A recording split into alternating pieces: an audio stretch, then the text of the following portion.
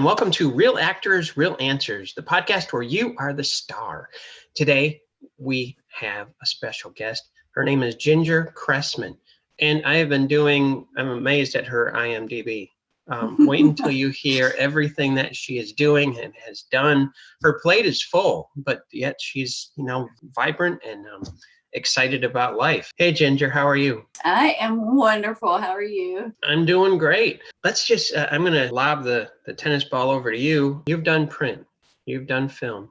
You've done runway. You've done music videos. I take it maybe you're a singer. And you've been in, I'm going to say this right now, okay? You've been in The Chosen and Jesus Revolution. Right. And this is, so I'm going to let you feel that, how did you start and what was your favorite role? Okay, so I started off doing modeling when I was a teenager. So some of the print and runway and those types of things I started back then. So it was print things for different boutiques and things like that, and same for the runway thing. And then as far as the music videos go, so I was in the music videos, but I actually am not a singer, although I do enjoy music. And so acting started when I was a teenager too. My first thing was a high school play. So I played the White Witch in the Lion, the Witch, and the Wardrobe.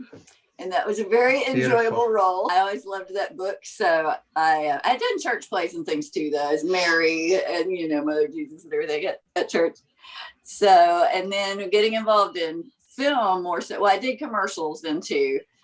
But getting involved more in film has started way more recently. And Jesus Revolution was actually the thing that kicked it all off for me to start doing so many things. So I just enjoyed it so much. I found out that they were doing the film near my house. I had it on my heart. I really wanted to be in some Christian films. And then I found out they were filming that near my house. So I freaked out and found a way to get involved with it. And I ended up having a featured extra role as one of the deacon's wives. And I just had a blast. I learned a lot on set. People were so patient and gracious and answering all my excited questions. And so that's how I became a part of that one. And then I just started doing more from there. And you're right, I am very busy right now, but I'm just loving every second of doing these things. Plus your wife and a mother, is that right? Correct. Yes. Yeah, I got 2 kids. That alone, you have support there, right?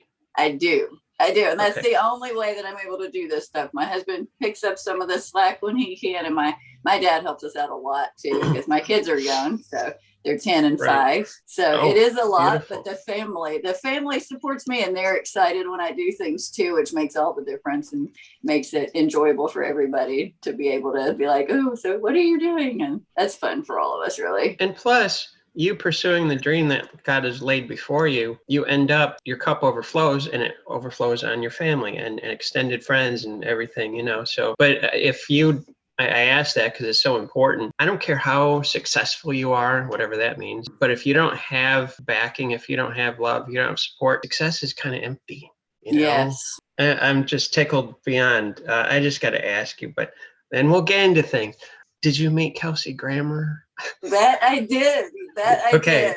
And it was really special for me because about almost an exact year before that, my mom had actually passed away. And one of her favorite shows that she watched and laughed her head off every day leading up to that time involved Kelsey Grammer.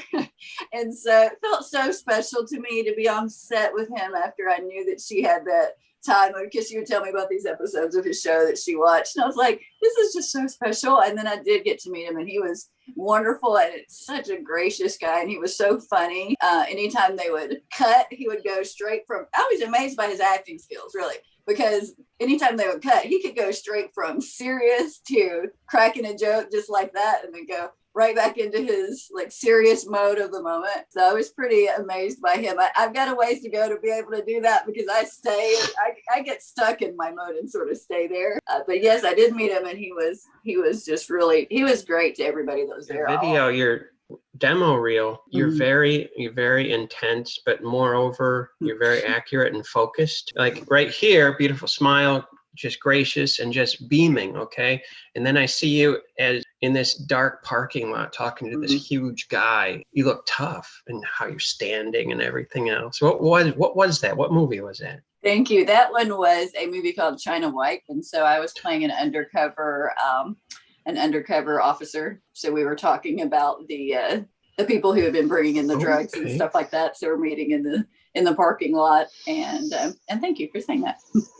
Yeah, I could see you now that you mention it, because I couldn't figure out whether there was something about your standing, that you're standing and as the camera revolved around you, Mm-hmm. you kept your focus. It was really professionally done. It's, what is because that's already published.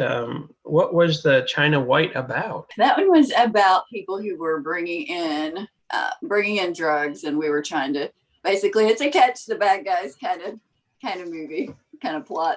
Did you have fun with that? Oh, I did. I enjoy every role that I do, no matter what it is. I enjoy it, whether it's, a big league character, just a small little day player, or really a featured extra. It's all fun to me. I love to get into the character and see who they are and what their personality is and why they do the things they do. I really enjoy all of that, definitely. So do you bring this, what I see in here now, do you bring this Ginger to the set?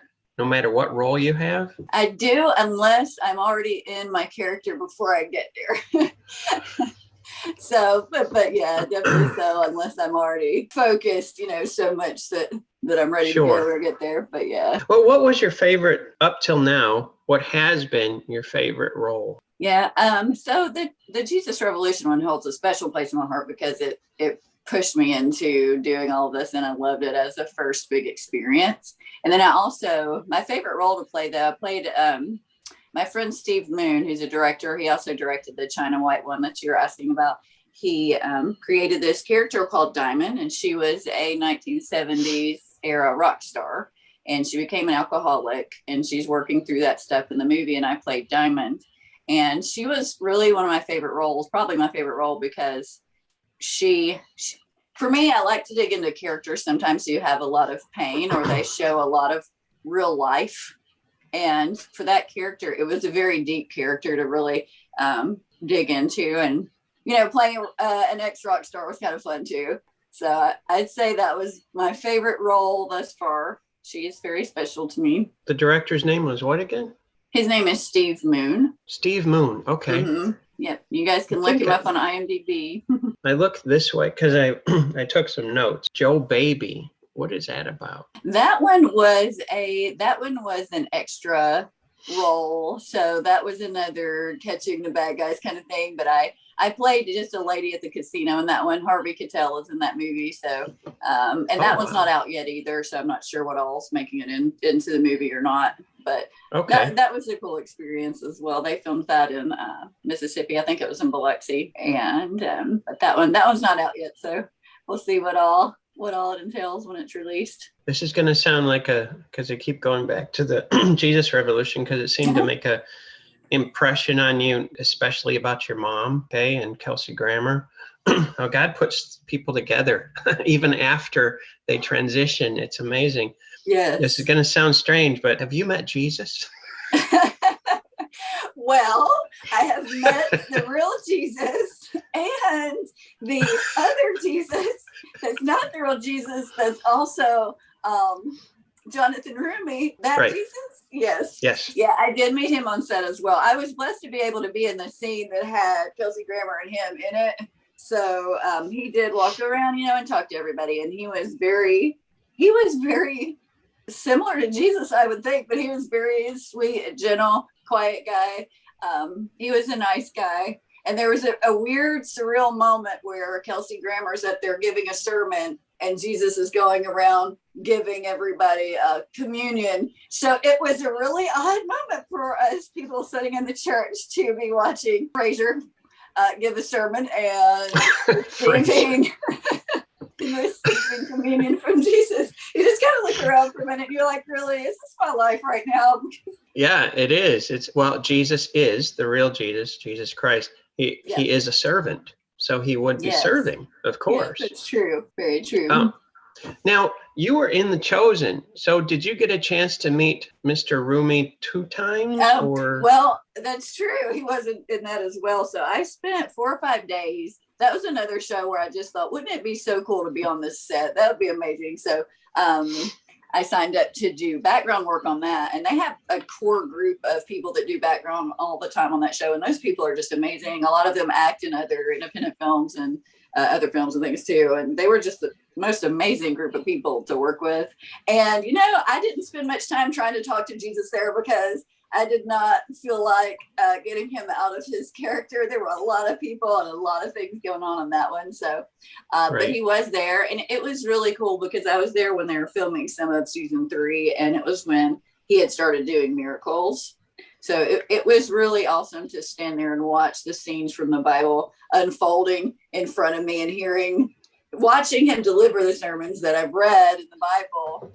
It was a very, very cool experience and a beautiful set, very realistic to the biblical times. Great experience. Now, you didn't travel to Israel to be there. Where I do they film it? I would love to have done that. And if I could, I would. They filmed that in Texas they have a whole set that they built there that's just beautiful that they completed this year. They used to film it, I forget if it was Utah or something like that, or maybe parts of it they still do, but they film a lot of it in Texas now. So not Israel, unfortunately, but Texas is nice as well. Did you meet Dallas, the director, or watch him? Or well, I definitely watched him in action. There were a lot of us there when I was there. He chews on an ink pen constantly. I did notice that. Every second there's an ink pen in his mouth. But yeah, it was really cool watching because there was a lot of background there when I was there. There was a lot going on and a lot of people for them to deal with and stay focused. And I was impressed with his directing for sure. And his attitude towards everyone was wonderful. The whole crew had a really great attitude and they all were great to work with. And one of the scenes, Jesus had to deliver a long speech, and watching him get through that whole thing because it was so long was impressive as well, just as it was sweltering heat out there and he was surrounded with a ton of us just watching him give this speech. And it's great to watch these people in action, people that they're doing it and are on these shows like The Chosen that I know touches so many lives. So just being a tiny part of those kind of things is a blessing to be able to do. I agree. It's a ministry is what it is. I remember when it first came out, as you probably do, they didn't know where the money was coming from. They didn't know what the support was. And all of a sudden, as we followed it, wait a minute, we have 50 million viewers. What? And they're getting donations. That's like the loaves and fishes. Gives me the chills, you give God just a loaf and a fish, what you have, and ask him to bless it. And were you in that scene? What scene was this where he gave the long speech? Yeah, he was. Let's see. Well, they were filming a few episodes at that time, so I'm not sure. I can't remember which one it was for sure, but there were a few people that came up and got healed after, I believe it was after that. And it was like when he had first started healing people. It was either episode 6 or episode 4. I think it was episode 4. I seem to remember, because we're friends on Facebook, I seem to remember you posting at one point a picture of you in the costume. Yes. Yeah. And you had on, pardon me, Lord, but the only thing I can reference to is like the Mother Mary type of motif. It's just, and you had on those long gowns. It wouldn't be a gown. I don't know what it was. What did they call it? Or tunic. Dress. A tunic. Okay. How did it feel to put that on? Because that's the way they used to dress back in the Bible times. Well, it felt honestly like I felt sorry for them is how it felt because it was so hot. And some of those were really like this thick, sort of like, I don't know what it was, but it was just this really thick material. Some of them were. And then so you put that on and you're transformed into the times, which is cool. And then you go out on the set and it looks real too. And that's amazing. But man, it was so hot that day. It was as hot as how it felt. And then they take these little, I don't know what they're called, these things full of dirt or fake dirt. And then you have to go get dirtied up so that you look like you've been walking around the town, and they'll like put dirt all over you and put fake dirt all over your face and send you on your way. That was quite the experience. How was it getting along? How was the chemistry there? I mean, when you've been on multiple sets, and sometimes it's great, you connect, it's like a family. Other times it's like a little bit of differences and struggle. Yeah. Yes, definitely. There are so many different experiences to compare it with. And this was one of the best. The Chosen was one of the best sets that I've been on. I appreciated the good attitudes of the people that were there, and watching them. I didn't see anybody getting in any fights or anything. I'm sure there's aggravation here and there, just doing your job. But no, it was great. All of the actors, I watched them up close, the background, the crew. Everything seemed to run smoothly, and it always feels good when I'm on a Christian set. Nobody's perfect. Nothing's going to be perfect. The people aren't perfect. I understand that, but there always is a different feel when you're there with people who have the same purpose. When you're there with a purpose, you can feel it, and it just feels different. And I can always feel that when I'm on a faith-based set compared to just like a regular movie, a regular show. I agree with that. I have many students of mine. I'm an acting coach as well. And they have asked me, and I have done my research. I was faithful in it, but I can't find. How did you find out, hey, their background chosen? How did you find out the opportunity? Well, I just started digging because I really thought it would be a cool experience. And you know what? I don't remember. I probably just got on social media and started digging around, looking, or I might have even gotten on Google and started looking. I can't remember. I just looked. Somehow I looked for it, and the Lord helped me find it, I guess.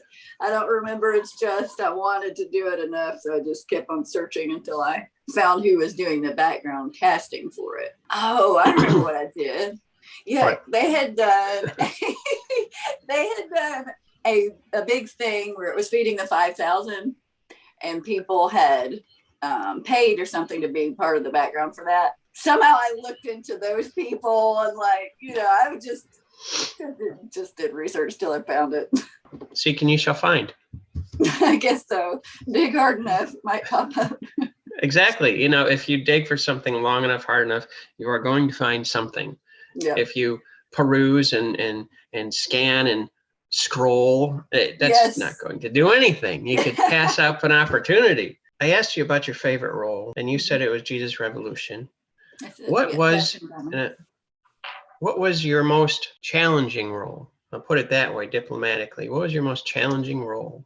Well, honestly, what's challenging for me is so sometimes some friends and I might get together and do a movie, an improv movie. That's what's challenging for me. Improv is the most challenging thing for me, because for one thing, I'm not sure exactly what the director wants me to say or do. And so that's sort of in the back of my mind, although they're also telling me what they want me to do. And so being able to, because we just shot one the past couple of days that was an improv movie that I'll be sharing more info about on my social media later. But so for me, figuring out who the character is and staying in that character, but also coming up with what they would do on the fly, that's the most challenging thing for me by far, because I'm trying to please the director in my mind and stay true to the character in my mind and come up with what to say and the actions all at once. To me, that's my challenge right there. That's something I'm trying to get better at doing.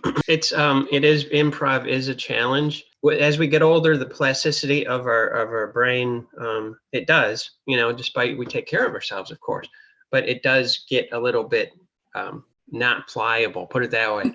And so improv, I totally relate to what you're saying. They give you a suggestion, however that works. Everybody's a little different. They give you a suggestion, and they want you to flesh it out on the spot, in front of people, in front of your the fellow cast members, which are all supportive, most of the time. Right. But so I get that, but it helps you to grow. It really does. It does. It stretches you so much, which I've learned to do the things that I don't like and the things that scare me, because they're the things that stretch me out, and then I feel better for doing them afterwards. You're in your uncomfort zone. Yes. Oh, yes. That's good. Why have I never heard that before? That's good. I've got to remember that. I use that a lot because I love the Twilight Zone, and I'm thinking, uncomfort zone. That's where we grow. We don't grow where we're comfortable, and then we accept, and then we accomplish something. We create something. We feel great, and then something new comes up, and we go, "How am I going to do this? Lord, help!" Yes, that's exactly right. You have to. Well, you did this before. I'm with you, so let's move ahead, as only he can speak, Yes. He says one word and it's like, okay. Oh, okay. Yeah, yeah, exactly. That breathing, I get that. Yes. Totally, absolutely. Have you ever thought that there's an energy coming from you? It's a beautiful energy. And I got to ask, have you ever thought of writing your own script or directing? Yeah, those thoughts come to my mind sometimes. And a lot of times when I'm going around just day to day, I see things and it sort of turns into a script in my head. But or characters, I see people a lot and I think, ooh, they would be good for this kind of role, or those kind of things go through my head all the time. But as far as actually taking the time to sit down and create a script, I'm not at that moment in my mind yet, but I don't put it past me to do at some point, because I generally branch out from one thing to another because I do love all aspects of the film industry, and watching other people create and the things that they write and do just amazes me, and I automatically soak that kind of thing in. And as far as directing goes, I think I would enjoy it, but I'd rather not do it at the moment. But I think at some point I could see myself doing it, because in my head I'm always thinking too of, oh, they could have done this, or they could have done this other thing. So those things do roll around in my mind, although I'm happy with what I'm doing currently. As a man thinks, so he becomes. You're around cinematographers and the lighting technicians and the gaffers and everybody, and it's like you're taking all this information. I love what you do. I encourage people who do background work, don't just sit and wait until you're called. Talk to people. Maybe you shouldn't really talk to the principals. You might get kicked off, but talk to people, relate.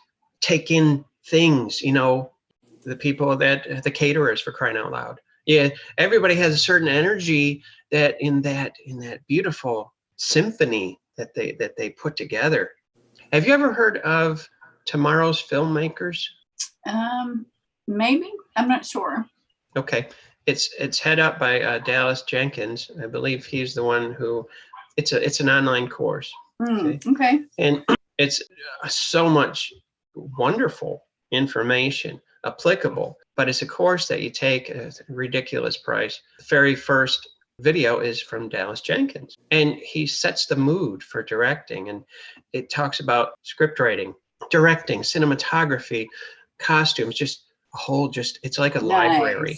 Oh, yeah. Nice. So tomorrow's filmmakers might help you get your feet wet. Nice. Yeah, that sounds like something I'd be interested in for sure. I do once a month, I do this mentorship class with Kirk Waller, who plays Gaius on The Chosen. So he started a mentorship class where once a month on the first Saturday of the month, it's only it's $15 or $20 a month. He'll bring in an industry professional of some kind, and it's a Zoom class. And so they discuss whatever aspect of film that they do. Like for instance, they may have a casting director come in, and she'll talk about herself and what she does, or and then answer questions that anybody has. And so they've brought in different people from different aspects of film. And that's where I've learned some of the behind the scenes things, is just listening to the different mentors come in and talk about what they do.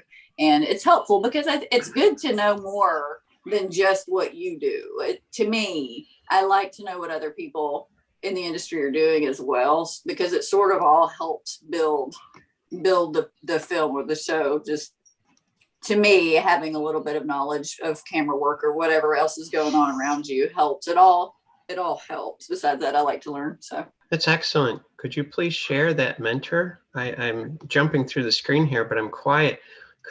It's Gaius, the one that was the friend of Matthew, correct? Yes. Yeah, he's a very good actor. So he does this. How can I and everybody out there maybe take this class? Where would they go?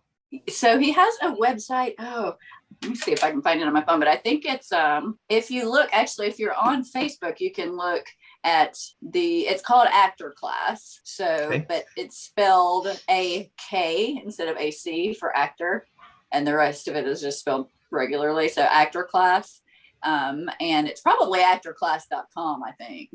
I don't exactly have it memorized, but it's very inexpensive and very useful for people who you can be brand new and be in the class, or you can have been doing this for years and you're going to learn something from everybody, because he brings in true industry professionals, and like some of the ones that I've been in. So he had Andy Irwin, who from the Irwin brothers, who was one of the mentors. He had Beverly Holloway, who casts for a lot of faith-based films, casting director come in.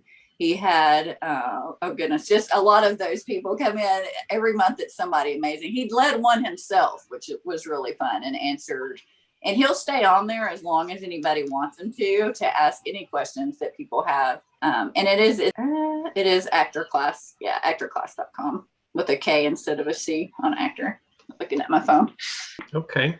Thank you very much for sharing that wonderful information. When you said guys, it's like, what? I know. It's amazing. The internet is just amazing. You can just sit down and connect with anybody and learn from them now. So cool. That is true. You know, and the beautiful thing is, here's the beautiful thing. As an actor and a coach, I've always believed it's high tech, low touch, which exists. Okay. But you know what? You can alter that. You can Romans 12:1-2, be not conformed to this world. You can go high touch, low tech. And what you're doing is the truth. You are, yes, looking up information, gathering things, you know, but then you go out and do it. Right. You don't just sit, well, I got all this information and context. Yes. Yeah. Oh, what are you doing with you. it? What are you doing with it? Are you actually physically taking your body and your mind and going and yes, you're doing that. That's what makes an actor an actor. Otherwise, you're just a researcher. Oh my goodness, yes. I agree with what you're saying so much. It's good to add to the knowledge, but to go out and practice yourself and even just make movies with your friends, doing things, putting into practice the things that you're learning. Exactly. That's what Steven Spielberg did. He learned. He's reportedly, because there's so many different stories out there, but he snuck on set on the Paramount Pictures, which is now Sony. He snuck on there. And, you know, he was like 14 or whatever, but he was so, like you, so passionate and had to do something with this passion. He just had to, you know, and then he snuck on set, and then an executive producer found him, and instead of kicking him off, he took the time, stepped back, realized, wait a minute, this boy is hungry for learning. So he led him around the set, and on and on it went. Yeah. Wow, that is so cool. I did not know that story. That's awesome. People are so good when those things happen. Yay. God gives you a passion. It's just coming from your eyes and I've seen it in your photographs, the videos and things. But in person, you're just to talk about your passion and direct it. It's just a beautiful thing to see. It really is. Thank you. I just enjoy this. I feel very blessed, you know, that God is even letting me do this. That's how I feel all the time, you know. The fact that God's even letting me do something that I love so much, it's just a blessing to be able to do that. I mean, how awesome is it that he does that? He just gives people people get all their different things that they want to do and they can do it. How cool is that? They can do it. Exactly. He wants us to, I think he gives us dreams because have you ever thought, how am I going to do this? Or I can't do this, which is kind of a just fear. But how am I going to do this? You ever do that? You get to a point, it's like, what do I do? Yes. I think he gives us dreams full well. We can only go so high, you know, to reach up, you know, like this. He knows we're going to need him. Yes. And this is why he gives us something, a piece of him. Yes. Where'd that come from? Yeah, it's so true. It's so true. God gives you a piece of himself. Wow, what I just said. Hopefully you're going to use it, you know, open up the treasure chest, you know, and just look through all the jewels and, you know, and it's all to bring us together as a family of God. That's what it's for. He doesn't want you to grind your nose to the grindstone until you can't breathe. You just Yes, that's so true. Exactly. I agree with you. What Ginger, what is your next project? Are you working on a current project? Yeah, there are a few different projects that I'm working on right now, and some I've shared about on my social media. Some of it I'm kind of waiting a little bit. One of the projects that I'm working on is it's called The First 30 Days. And I think we might have mentioned that a little bit together. And that one is being directed by Laura Ann Gray. So it is about the first 30 days after the rapture happens. And it's a found footage film. And so we each have, and she got people from all over the world to be a part of this because it's going to be something that happens all over the world. And it's different people who are, but I don't want to give too much away, but different people and what they're going through, I guess I could say, during these events that are happening. And that's been an interesting one to work on, because you're looking at just creating a whole person and looking into really, I mean, for me, so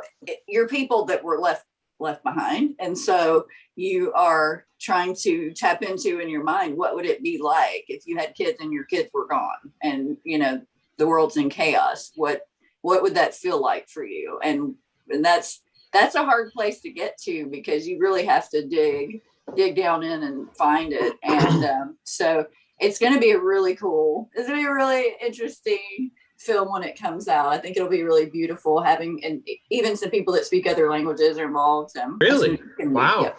Yeah. She found some people, so it's a really large cast as well. So that's one that I'm working on. I've got some other ones I'm working on soon. A lot of that I'll share on social media. I'm always afraid I'll leave things out and feel bad. Sure. Yeah, Lauren Gray is a fantastic person. I interviewed her. I think I sent you the recording. Oh, yes, you did. Yeah, she's passionate, very passionate for God, passionate for her, and very determined with her new Excelsior studio and everything. Yeah, one of my students is actually in that first 30 days too. And nice. It was a challenge for him, you know, and I'm starting to get the idea of what I've got to see it when it comes out. I'm going to pester her. I've got to see this the first 30 days. It will be hopefully a wake up call for people who don't believe in the rapture. I don't see how it won't be, honestly, after working on it and just digging down into those characters. I don't see how it wouldn't be something that makes you think about your current life and just the future. And because as much as wonderful it is to enjoy each day, we do have to keep in mind that there is something beyond the moment of what we're working on, beyond the moment of what we're doing. But good things to come. Amen. A pastor said something a couple of days ago, and I just ran with it and plastered it all over social media. Every step is an arrival. And I thought about this. Every step is an arrival. What does that mean to you? What does that sound like to you? To me, when I hear that, it sounds like, you know, you may not be at the final place that you thought you were going to yet, but you're somewhere, and that's something, and that means something as you go along. That's what that sounds like to me. And it can be applied very accurate, and it can be applied at, I think, what do you think? I love questions. It can be applied to auditions. If you didn't make the cut, well, no, what did you learn? Well, what did you grow? How you grew somehow. You met this person or that person. You know, don't keep your head down. You miss so much when you're walking like this down the road. Put your head up and look around. You'd be amazed at what benefits you could. If someone wanted to contact you, how would they do that? Let's see. So the main thing I would say through social media, my Facebook page, and then I have a Facebook page, which is The Real Ginger Cressman, because there's already Ginger Cressman was taken. And then I have an Instagram. It's just my name as well. So that's really the best way to get in touch with me. I check all my messages and everything on there. And that's where I also update I love posting behind the scenes photos. And this is what we're working on, because it's fun. So those are the best ways I would say to get in touch with me. The Real Ginger Cressman. So that's a special page, like as an actress? It is. I don't really have a personal page. That's it's a mix of both, but it's more so as the acting page and the modeling page. It used to be my personal page. I just turned it into the other and got rid of all my old personal page. Okay. Hey, you know what? If it works for you and it broadens your scope and gets people's attention, that's a good thing. And also your IMDb. Yes, thank you. Yeah, because I tell you what, I said it before, I'll say it again. I watched that very closely a few times, and you're a very good dramatic actress. Yeah, you're very intense, you're very focused. In that one scene in China White, the way you were standing and your intensity and everything else, and your hair was down, I believe, you reminded me of that one actress. I can't remember her name. She's Jane Mansfield's daughter. She's in Law and Order. I wish I could remember her name, but I can't remember her name. I'd have to go and watch. I'm so bad about knowing who anybody is. Even if you didn't know her name, I probably would stuff. I remember her mother's name, just now, but she's very focused and very intense, even if the camera appears to be right, like this, which it's not. Most of the time, that's called focus and out of focus, Right. But yeah, that's a compliment to you because she's a very good actress, and you've done so. And you continue. You're moving ahead, and you're getting more roles and things. Oh, I know. It's the banner on your Facebook page. Adventure awaits. Yes. Yeah. Yeah. How did you? That's from your heart, isn't it? I mean. Yes. That's totally. how you wake up in the morning. I mean, really, it's how I try to. That's just how I try to live every day. There's something good to look forward to, and God's given us so much for us to focus on the negative all the time. Just there are good things that we can look forward to, and I love adventures, whether it's just an outdoor adventure, a real adventure, or the movie business to me is an adventure. I love it because you get to be all these different characters, and as soon as you finish one thing, there's something else you can do, and not wait to be booked all the time to do the things. Find some Don't things wait. and do them. Don't just wait for someone else all the time. Just get up and do it. Make your own adventure if you need to. Your child inside of you is alive and jumping. Isn't that the truth? I can tell, on the playground. What's next? What's next? What's next? True. That is so true.